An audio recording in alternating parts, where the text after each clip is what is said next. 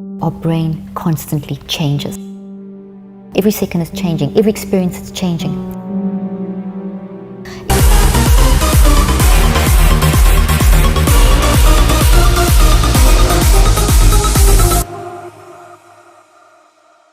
Dead, nothing in your body will function. No genome, no genetic activation, nothing will happen, no genes will switch on.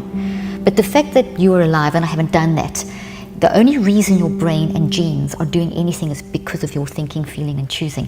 It's firing them up. It is the switch on. Your thinking, feeling, and choosing switches your genes on. We own our thinking, feeling, and choosing.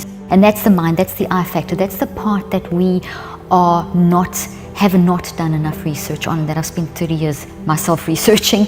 We've got to focus on that, because otherwise I can use my brain as an excuse for everything, which is the day and age we live in.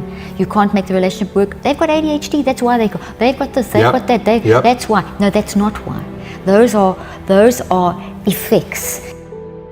I can be raised in the same household, experience the same challenges, same divorce, same parents, I'm a twin. Everything could be identical, the same experiences. By 20 years old, I can still view the world in a different way than you. You've done it from birth.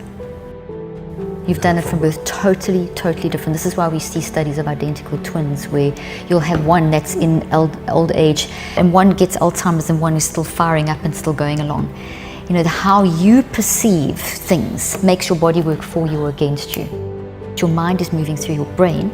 Your brain builds that perception physically into your brain. So you're thinking, feeling, choosing, moment by moment of every day. And if I take a scenario where I'm constantly seeing a negative, so if I have now for more than 63 days constantly thought in a certain way, I have built a very strong tree in my brain.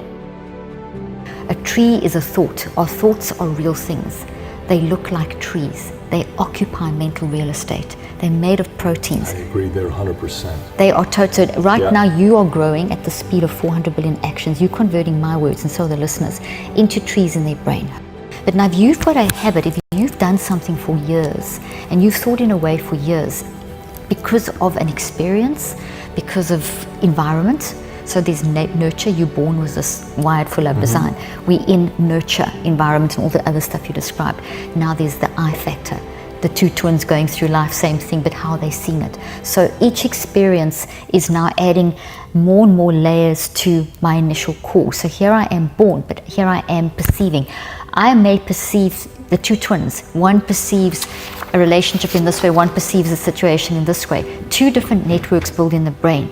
And as you keep thinking in that certain way, so you strengthen. Whatever you think about the most grows into a toxic thought. I see so that. That's the pattern. I fully see that.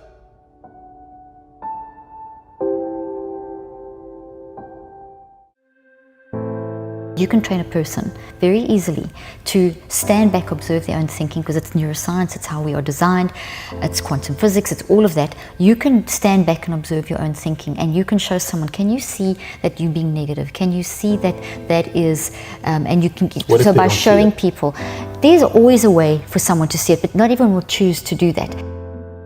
So if someone has done something and they've been doing it for more than 63 days, they have wired a pattern into their brain like a pathway. It looks like a toxic tree. That's why I use this. It's a real protein. It's all computers. And those computers have been very, very established. It takes 21 days to build a long-term memory. It takes 63 days minimum to build a habit, not 21 like we've been told, 63. Anything after that, you're going to expert level. So if I have for 6 years been worrying, I'm an expert warrior. It doesn't mean that's who I am. It's who I've become. So I can unbecome. It's hard work. I'm going to have to do a lot of mind work. I'm going to have to do a lot of mind management to use emotional signals like depression and anxiety. And I'm going to have to use that to find out what is the cause of why I'm so negative. Now, even a long-term memory can be reconceptualized. And that means I'll always remember, so let's say, for example, someone sees the glass half empty and they've just been in that, and it's just like, oh, these people are just always going to see the negative first. Every business meeting, they just always see the negative. But that person can change. They become an expert in being negative, but they can actually unwire that. They can get to the point where it's a lot of work. You've got to go through the pain of doing it, which people don't want to in this day and age, but you can change that and reverse that process. What's the 5 step? So the 5 steps, first of all, is gather. Gather. Gather. That's a big word for embrace, acknowledge. Embrace that you have an issue. Got to accept there's an issue. What's the second one? Second one is you've got to reflect. It's a deep reflection. It's a process. This is the most painful part. It's like a surgeon will say, my friends, I've got a lot of doctor friends, and they'll say that they've got to first cut up the patient to heal them. So you've got to go through the pain before, got to hurt you to heal you. So that's this whole process is hard. I'm not lying, but it's good, and it takes time. It's going to take cycles of 21 days. So the second process is deep reflection, where you are basically trying to track back to, not necessarily back, but why am I doing this? Are you studying your trends? You're looking at your trends, your patterns. Okay. So the first thing is to take, I'm depressed. This is an emotional warning signal. My body's got physical warning signals. So you're embracing the emotional and physical warning signals from the environment and from yourself. You're then thinking about these. Okay, so why am I always negative, or why am I always depressed? Why am I anxious?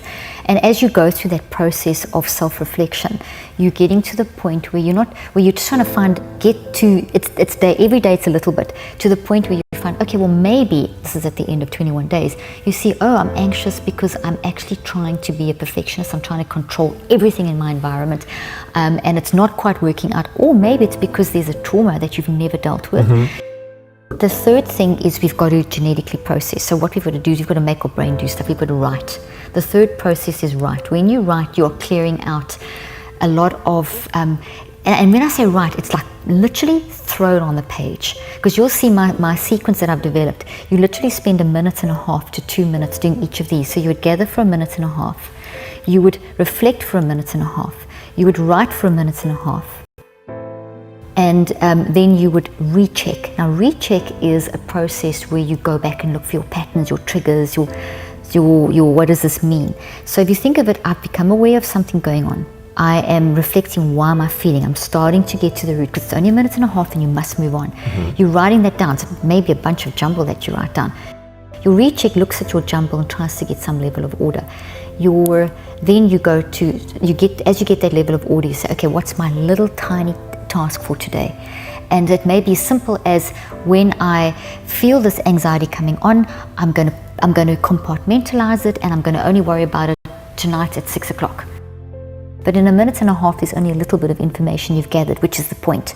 You must only get a bit every day, not everything every day. We can't solve it all. Rome was not built in a day. It's little things change over time. We try and fix it quick. You can't get there. It's a process. You have to dig it out of your unconscious. It's a deep, investigative, detective process that you're doing.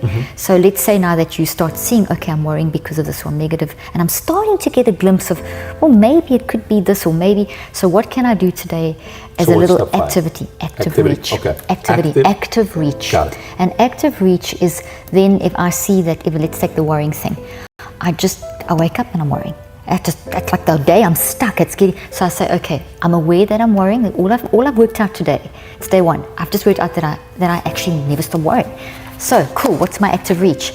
As I worry, as that hits me in the face, I'm going to say, okay, this worry I can't deal with now. I'm going to deal with tonight. So now it's 6 o'clock in the morning, I'll deal with it 6 o'clock tonight. As you go through the day, your worries. It is that, but also what happens is you take the energy away from the worry. Every thought you build is a real living thing. It has energy, it's firing energy. So if I take this worry, toxic, and I say, okay, keep quiet, you're in a box, I'm not going to deal with you, and you discipline yourself not to think about it, and by the time 6 o'clock tonight comes, 12 hours later, that thing's lost energy. Back in the 80s, I was trained that the brain couldn't change. I challenged that. I did work with people that had traumatic brain injury, like major, that had been written off by neurologists and neurosurgeons. And through deliberate and intentional building of the brain, learning, growing the brain, studying daily, went back to university, ended up finishing school, getting high grades. And this kid had been written off as a vegetable. And I've seen that happen way too often. Not just me, there's many scientists who have since shown that when you use your mind, your brain will change.